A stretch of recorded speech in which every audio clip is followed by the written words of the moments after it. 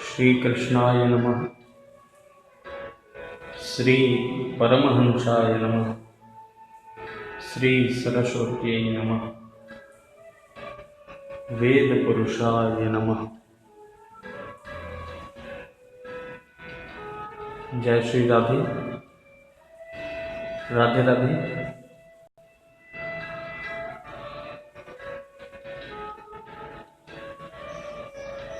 पूज्य श्री राधादास जी महाराज जुड़े हुए हैं, मीत शर्मा जी भी जुड़े हुए हैं। सभी का इस लाइव सेशन में स्वागत है, अभिनंदन है। जय हो महाराज जी। आज एक बहुत अच्छे, बहुत पावन विषय में आप लोगों के बीच चर्चा करने के लिए उपस्थित हुआ हूँ। भगवान की असीम कृपा प्राप्त है जिससे आप हम जीवित हैं, श्वास ले रहे हैं, निरोगी हैं। यह सब भगवान की ही कृपा है। भैया रवि शर्मा जी भी जुड़े हुए हैं, उनका भी बहुत बहुत स्वागत है, वंदन है। आज जैसा कि आप लोगों को मालूम है, आप लोगों के सम्मुख में आता हूँ धार्मिक चर्चा लेकर के। तो आज उसी विषय पर चर्चा करेंगे। एक बंधु ने पूछा था कि महाराज जी आप धर्म के विषय में चर्चा करते हैं, धार्मिक चर्चा करते हैं। सीएम ठाकुर जी भी जुड़े हुए हैं, उनका भी बहुत बहुत अभिनंदन है। और भी लोग जुड़ जाएं, फिर जो आज का मेरा कथन है मैं प्रारंभ करूंगा। भगवान की असीम कृपा है। धार्मिक रीति से, धार्मिक क्रियाकलाप से ही जीव को अपना जीवन यापन करना चाहिए। मोनू शर्मा जी का भी बहुत बहुत लाइव सेशन में स्वागत है। धर्म क्या है? एक बंधु ने मुझसे चर्चा किया था, प्रश्न पूछा था कि धर्म क्या है। तो मैंने बताया कि धर्मो धार्यते इति धर्म, जो उचित धारण करने योग्य वस्तु है, पदार्थ है, आचरण है, उसे धर्म कहते हैं। नीरज मोहनी जी का भी अभिनंदन है। तो जो धारण करने योग्य पदार्थ हैं, क्रियाकलाप हैं, उसे धर्म कहते हैं।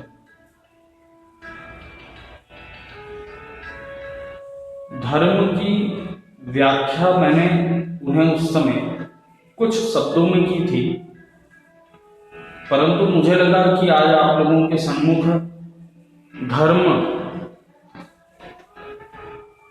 की वृहद व्याख्या विस्तार से प्रकट करूं। राजा तिवारी जी का मीडिया का स्वागत है। आज चर्चा प्रारंभ करते हैं। बहुत अच्छा प्रसंग है। श्री कृष्णाय नमः। कृष्णाय वासुदेवाय हरे परमात्मने प्रणतः क्लेशनाशाय गोविंदाय नमो नमः। देवदेव महादेव भूता मन भूत भावना त्राहिणः शरणः पुन्नास्त्रैलोक्यो दहनाद्विषा। अरे वाह, मोटू छोटू भैया का भी स्वागत है। प्रसंग प्रारंभ करते हैं। धर्म क्या है? धर्म को कैसे देखा जाए? धर्म के निहित आचरण किस प्रकार किया जाए? प्रारंभ करते हैं। चलं चित्तम चलं वित्तम चले जीवन यौवनम चला चले ही संसारे, धर्म एको ही निश्चलन। चला चले ही संसारे, धर्म एको ही निश्चलन। ये जो मन है यह कभी स्थायी नहीं रहता। मन को स्थायी रखना बहुत कठिन है। जब आप कोई कार्य करते हैं जिसमें आपका मन नहीं है, जब उस कार्य को आप करते हैं तो वह कार्य पूर्ण निष्ठा से, पूर्ण तरह से संपन्न नहीं हो पाता, क्योंकि आपका मन उस कार्य में है ही नहीं। उस कार्य में आपका मन ही नहीं लगा है तो वह कार्य अच्छे से हो ही नहीं सकता। चलम वित्तम, ये जो धन है इसका एक विशेष गुण है, यह कभी किसी के पास टिकता ही नहीं। यह तो माया है, आज आपके पास तो कल किसी और के पास। और कहा गया है कि धन जितना खर्च किया जाए, खर्च अर्थात दान किया जाए, शुभ कर्मों में लगाया जाए, किसी गरीब असहाय अनाथ की सेवा किया जाए, उसे उस धर्म को सुधर्म धन कहते हैं, जिसके कारण जीव का उत्थान होता है। विवेक सूर्यवंशी जी का भी स्वागत है। तो धन को जितना आप अच्छी चीजों में खर्च करेंगे, धन उतना ही बढ़ेगा, क्योंकि धन चलायमान होता है, यह टिक नहीं सकता किसी के भी पास। इसलिए देखा जाता है जो कृपण लोग रहते हैं, कंजूस रहते हैं, उनके पास धन ज्यादा नहीं होता, क्योंकि वह धन का संचय करते हैं। और माता लक्ष्मी किसी के पास ठहरने वाली नहीं होती, यह धन का, लक्ष्मी का लक्षण है।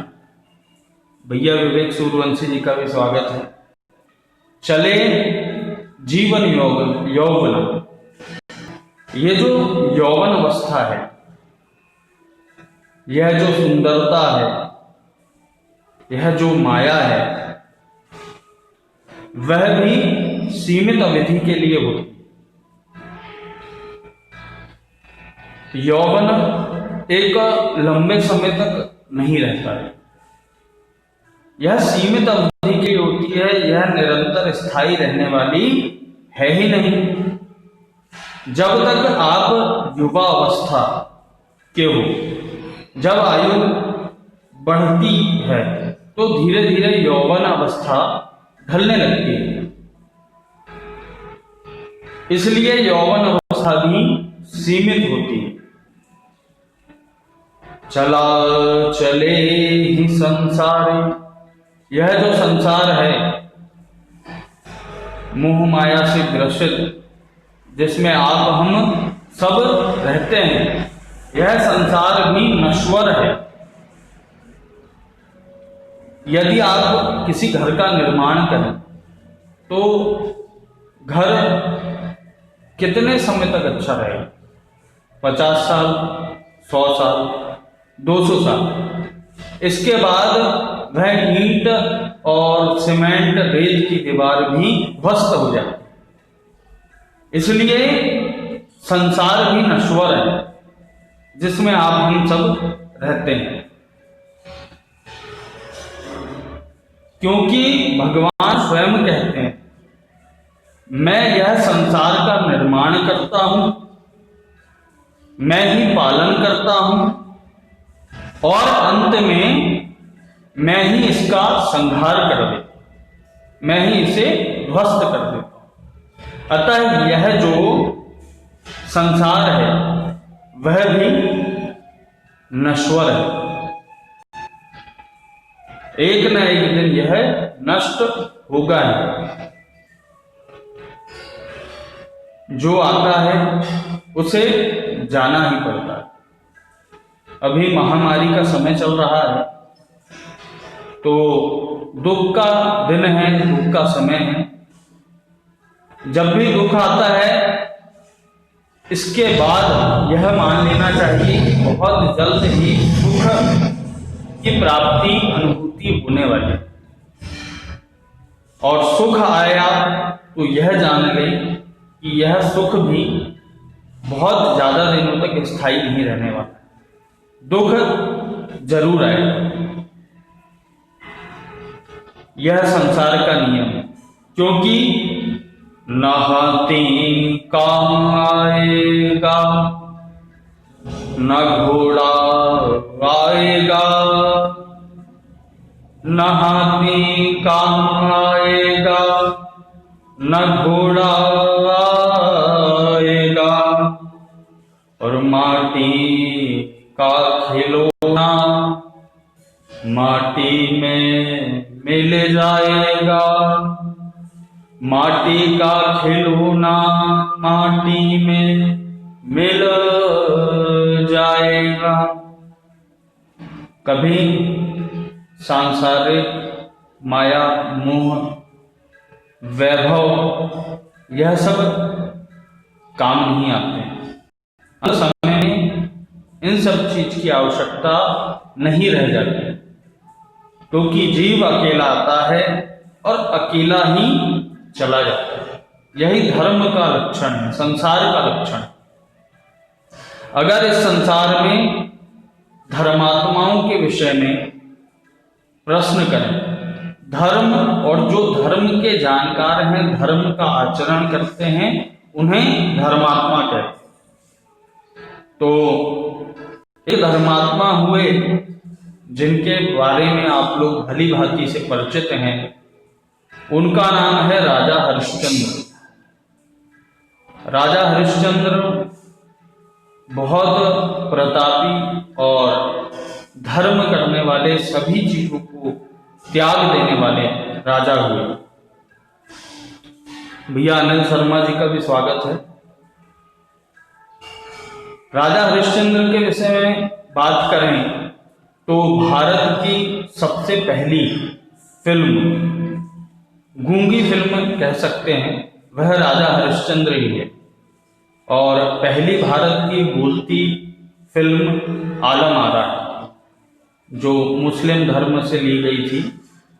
और राजा हरिश्चंद्र सबसे पहली भारत की फिल्म है, मूवी है।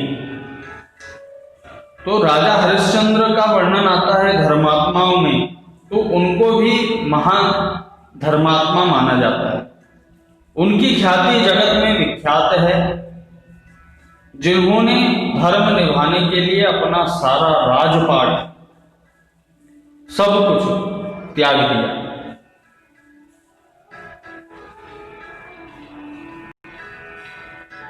अपना सब कुछ त्याग कर उन्होंने अंत समय में विश्वामित्र जी को सौंप दिया, और फिर जिन्होंने सत्य पर अडिग होकर अपना जीवन निर्वाह किया। राजा हरिश्चंद्र जी के विषय में कुछ लोग उन्हें महात्मा कहते हैं, कुछ लोग कहते हैं कि वह महात्मा और महात्यागी तो थे नहीं, परंतु ऐसा नहीं है। राजा हरिश्चंद्र की संतान नहीं हो रही थी, और फिर उन्होंने यज्ञ किया, ऋषि प्रसाद से उन्हें संतान प्राप्त हुई, परंतु संतान सुख नहीं था। तो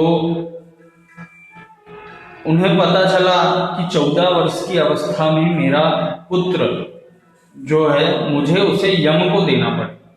परंतु माया मोह में हरिश्चंद्र भी बंध गए, और उन्होंने अपने पुत्र को देने से मना कर दिया यम को।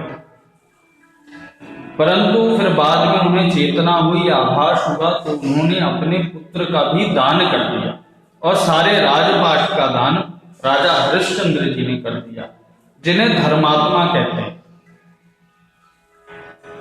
विश्वामित्र जी को अपना सारा राजपाट सौंप कर वह एक आम व्यक्ति, आम जन के जैसे जीवन निर्वाह उन्होंने अपना किया। बाकी का धर्म एको हि निश्चलम। जितेंद्र शर्मा जी का भी बहुत बहुत स्वागत है। धर्म एको ही निश्चलम, एक धर्म ही है जो निश्चल है, निश्चल है, जो अडिग है, उसका कभी नाश नहीं होता। राजा हरिश्चंद्र जी के विषय में कवि ने बड़ी अच्छी बात कही। चंद्र टरे सूरज टरे, टरे जगत व्यवहार, पै दृष्टि हरिश्चंद्र की, टरे न सत्य विचार। अर्थ यह है कि चंद्रमा कुछ समय के लिए आता है,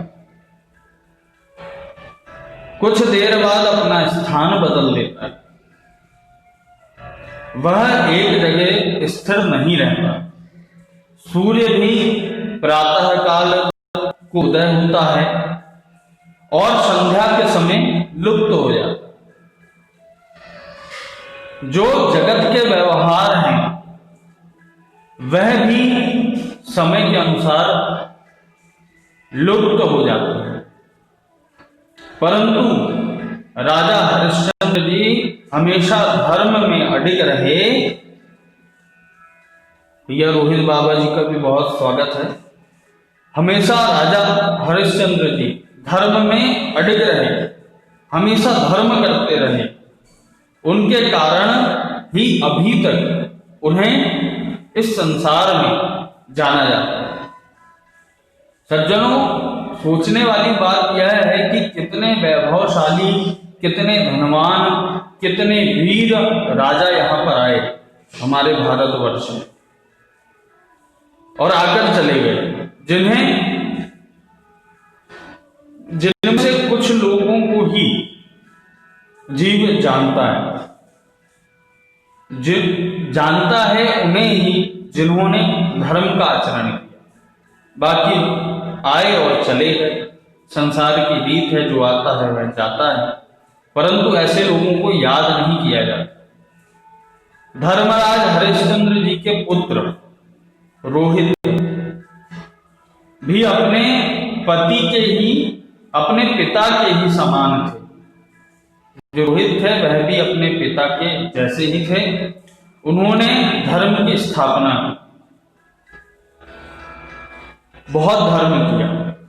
भगवान को प्रसन्न करना अर्थात धर्म करना एक ही विषय है।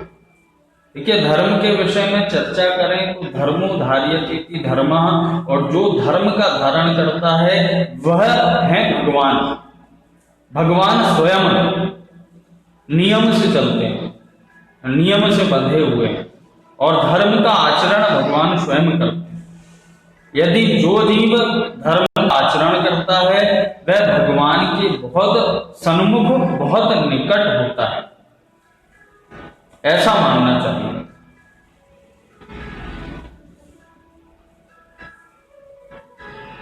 प्रभु को पाना और धर्म का आचरण यह एक ही, इसलिए धर्मात्माओं की हमेशा सदगति होती है। जो धर्म का प्रचार करते हैं, प्रभु को मानते हैं, लोगों को धर्म के प्रति जागरूक करते हैं, धर्म की शिक्षा देते हैं, ऐसे लोगों की निरंतर सदगति होती है। यह धर्म का लक्षण है। धर्म जीव को बहुत कुछ देता है, बहुत कुछ प्रदान करता है। जब जब होय धर्म की हानि, बाढ़हि असुर अधम अभिमानी, तब तब धरि प्रभु विविध शरीरा, तब तब धरी प्रभु विविध शरीरा।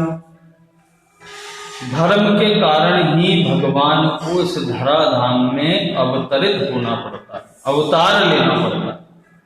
यह धर्म की महानता है। जब धर्म की हानि होती है तो इस धराधाम में भगवान का प्रादुर्भाव होता है। कहा जाता है धर्मात्मा व्यक्ति के अंतिम समय में यमराज के दूत, जीव के अंतिम समय में यमराज के दूत उसे लेने नहीं आते जो धर्म करता है। तो कौन आता है? भगवान के पार्षद जो जय विजय हैं, वह दूत हैं। भगवान के दूत उसे लेने आते हैं। जिस जीव ने हमेशा अपने जीवन भर धर्म किया, धार्मिक कार्य किया, धर्म का बखान किया, धर्म का प्रचार प्रसार किया है, उसे अंतिम समय में यम के दूत नहीं लेने आते हैं, उसे भगवान के दूत उसे लेने आते हैं। जो पार्षद हैं वह उन्हें लेने आते हैं। यमराज के दूत तो उनके आसपास भी नहीं भटकते, क्योंकि वह डरते हैं कि ये धार्मिक है, धर्मात्मा है, इसका और हमारा क्या काम। तो वह लोग उनके पास नहीं आते हैं। कलयुग में धर्मात्मा बहुत विरले हैं। ऐसे लोगों का होना भी बहुत आश्चर्य की बात है, और बहुत कम ही ऐसे धर्मात्मा हरिश्चंद्र जी जैसे और सत्यव्रत जितेंद्रिय जैसे बहुत कम धर्मात्मा हुए, पर जो हुए हैं उन्हें आज भी जाना जाता है। जैसे देवराज इंद्र का वज्र तो दुनिया में विख्यात है।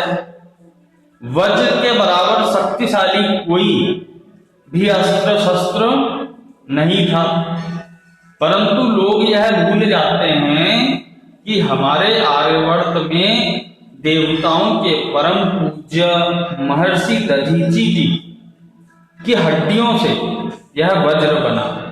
उन्होंने धर्म के उत्थान के लिए, धर्म के लिए अपने सारे सर्वस्व को, सारे शरीर को दान कर दिया, और इंद्र ने उनकी हड्डियों से वज्र बनाया और असुरों का संहार किया।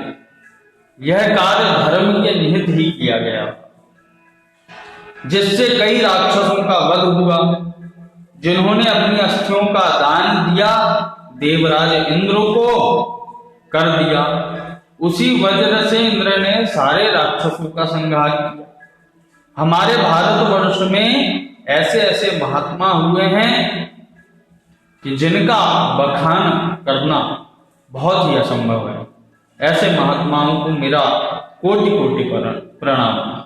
जो भी धर्म के कार्य करते हैं, धर्म का प्रचार प्रसार करते हैं, उन्हें मेरा कोटि कोटि नमन। धारण करने योग्य जो वस्तु है उसे धर्म कहते हैं। सनातन धर्म सबसे बड़ा, सबसे एक, प्रथम और सबसे पूज्य धर्म हमारा सनातन धर्म। और सनातन धर्म में सभी देवी देवताओं की पूजन होती है। सभी देवी देवताओं की आराधना करने का अलग अलग अपना महत्व है। इसलिए आप लोगों से निवेदन है, कभी भी किसी जीव की हत्या न करें। जिसमें प्राण होते हैं उसकी हत्या न करें। हमेशा जीव की रक्षा का ही भाव अपने हृदय में बनाकर रखें। लोगों की सेवा करें, जरूरतमंदों की सहायता करें। जिन्हें जिस चीज की आवश्यकता हो उसकी सहायता करें। भगवान ऐसे व्यक्ति को सहज ही सब कुछ प्रदान कर देता है और सब कुछ भगवान देने में सक्षम है। जो व्यक्ति धर्म के कार्य करता है, भगवान की कृपा उन पर निरंतर बनी रहती है। हमेशा सकारात्मक सोचें, सकारात्मक भाव रखें, तो आपके जीवन में निरंतर सकारात्मकता का ही प्रचार प्रसार होता रहेगा। अच्छा सोचें, अच्छा भोजन करें, अच्छे से अपने जीवन को व्यतीत करें, भगवान की वंदना करें, नमन करें और भगवान की सेवा करके अपना जीवन व्यतीत करें। हर हर महादेव। जय श्री राधे, जय श्री कृष्ण। धर्मो हिंदू धर्म विजयन्ते तराम। जय हिंद, जय श्री राम। पूज्य श्री निखिलेश शर्मा जी का भी बहुत बहुत वंदन है, अभिनंदन है। आप जैसे विद्वानगण भी हमारी वाणी को सुनते हैं, यह सोचकर मुझे बहुत आनंद की अनुभूति हो रही है। और धर्म का प्रचार प्रसार करते रहें, धार्मिक आचरण करें, अपने जीवन में निरंतर सकारात्मकता का भाव रखें। भगवान आप सभी का कल्याण करेगा, ऐसी मैं भगवान से कामना करता हूँ। जय श्री राम। हर हर महादेव। राधे कृष्ण।